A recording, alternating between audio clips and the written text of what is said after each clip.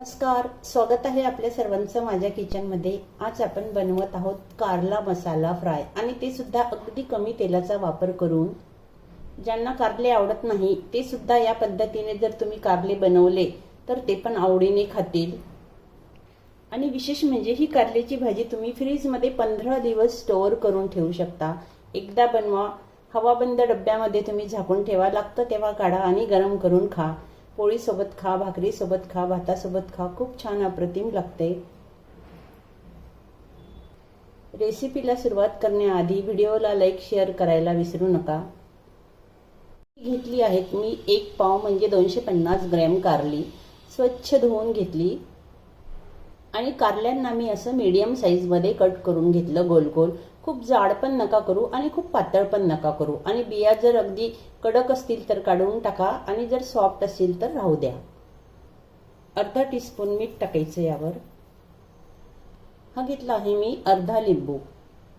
लिंबाचा रस टाकल्यामुळे काय होईल, कारल्याचा जो कडवटपणा आहे ना तो कमी होऊन जाईल।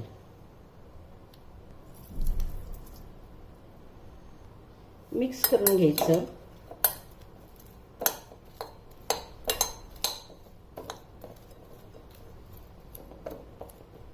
कारल्यावर झाकण ठेवून थोड्या वेळ याला आता एका साईडला ठेवून द्यायचं।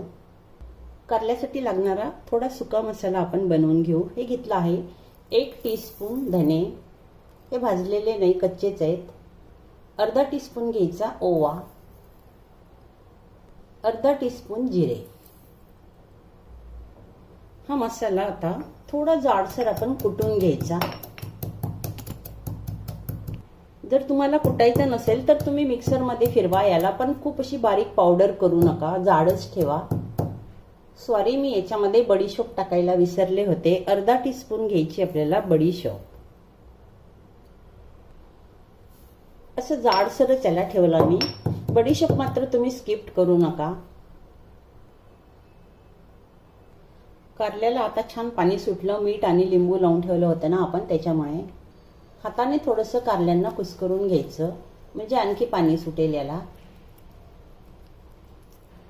आणि असं करता करता ह्या बिया पण निघून जातात, ज्या एक्स्ट्रा असतात ना त्या। हे कारले मी आता वेगळ्या डिशमध्ये काढून घेते।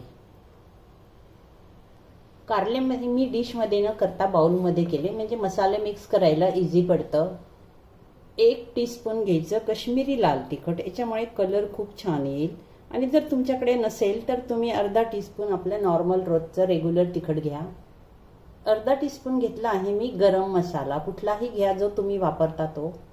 अर्धा टीस्पून धने पावडर आणि थोडीशीच हळद घ्यायची। हळद मी आधी मुद्दामून लावली नाही, कारण नंतर काय झालं असतं, ती कारल्याला जे पाणी सुटतं त्याच्यामध्ये ती निघून जाते, म्हणून नंतर टाकायची।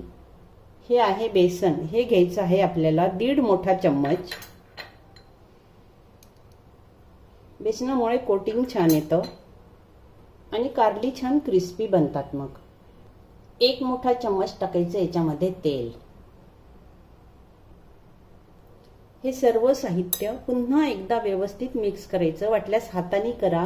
प्रत्येक कारल्याला हा मसाला लागला पाहिजे, बेसन सुद्धा लागलं पाहिजे, छान याचं कोटिंग झालं पाहिजे कारल्यावर मसाल्याचं।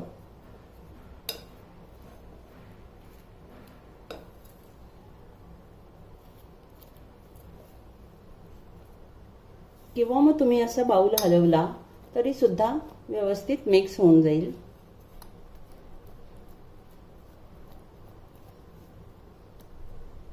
सर्व कारल्यांना मसाला अगदी व्यवस्थित लागला गेला। गॅसवर कढई ठेवली, त्यामध्ये टाकायचं आपण थोडं तेल। कारले आपल्याला तळायचे नाहीयेत, फक्त फ्राय करायचे, तरी पण फ्राय केलं तरी सुद्धा छान क्रिस्पी होतात। थोडं तेल तापल्यानंतर हा जो मसाला तयार केला होता हा टाकायचा आपण 2 चम्मच। आणि जर हा मसाला उरला असेल तर मग तुम्ही दुसऱ्या भाज्यांना सुद्धा वापरू शकता।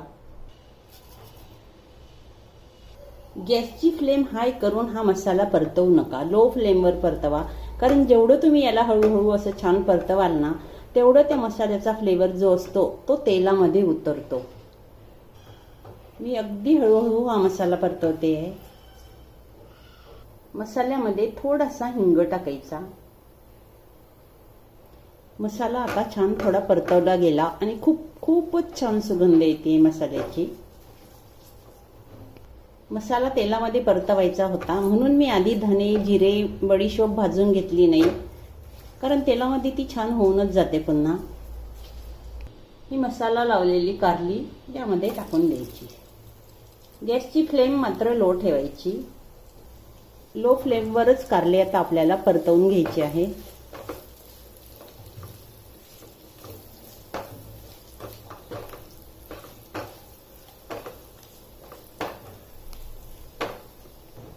कारल्यामध्ये टाकते मी आता अगदी थोडंसं मीठ. आपण आधी मीठ टाकलेलं होतं, पण नंतर ते आपण जेव्हा पाणी त्याचं काढलं त्यामध्ये मीठ निघून जातं, म्हणून थोडंसं मीठ टाकायचं.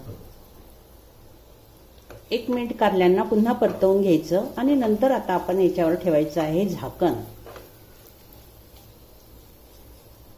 2 ते 3 मिनिटांसाठी मी याच्यावर झाकण ठेवते आणि गॅसची फ्लेम मात्र मी अगदी लो ठेवलेली आहे.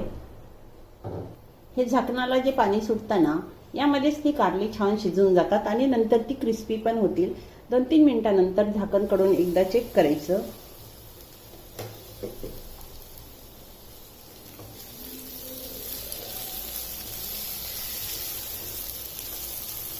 यामध्ये टाकते मी थोडीशी कसुरी मेथी. हाताने तिला क्रश करून टाकायची. थोडी कढीपत्त्याची पानं, 2 ते 3 हिरवी मिरची आणि अर्धा टीस्पून आमचूर पावडर. कारण आपण याच्यामध्ये ना लिंबूचा पण वापर केलेला आहे, त्याच्यामुळे आमचूर पावडर अर्धा टीस्पून टाकलं तरी चालतं. हे सर्व साहित्य आता छान व्यवस्थित मिक्स करून घ्यायचंय. मिक्स केल्यानंतर यावर पुन्हा झाकण ठेवून याला लो फ्लेमवर क्रिस्पी होईपर्यंत आपल्याला परतवून घ्यायचंय. मध्ये मध्ये तुम्ही याला 1-2दा हलवून घ्यायचं. झाकण काढून पुन्हा 2-3 मिनिट कारल्यांना असंच बिना झाकणाचं परतवून घ्यायचं क्रिस्पी होईपर्यंत. कारले आता खूप छान झाले, शिजले पण आणि थोडे कडक पण झाले. यामध्ये सर्वात शेवटी टाकायची कोथिंबीर आणि गॅस बंद करायचा. कारली आपली तयार आहेत. आपण पण ही रेसिपी नक्की ट्राय करा. पुन्हा भेटूया अशा छानशा रेसिपीसह. तोपर्यंत धन्यवाद.